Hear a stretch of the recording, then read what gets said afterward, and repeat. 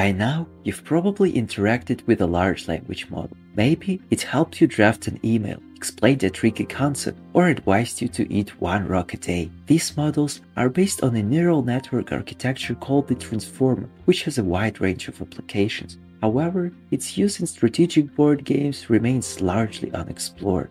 For the purpose of this video, it's enough to think of a transformer model as something that takes in one or more elements and predicts the most probable next element.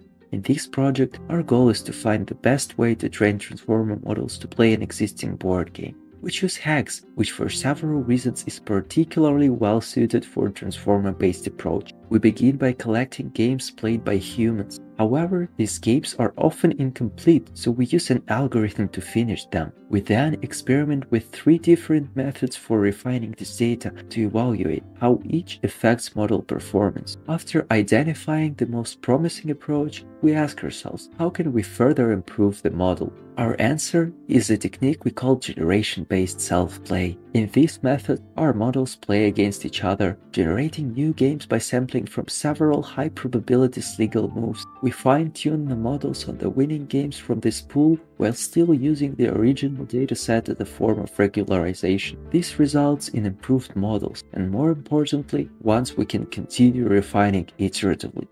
After running multiple cycles, we obtain 5 generations per player and evaluate them on both familiar and novel openings.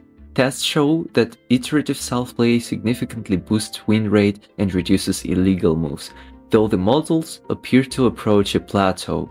It is worth mentioning that our method is not ideal, and the application of transformer models to board games demands extensive research. But at this point, our project ends, and so does the video.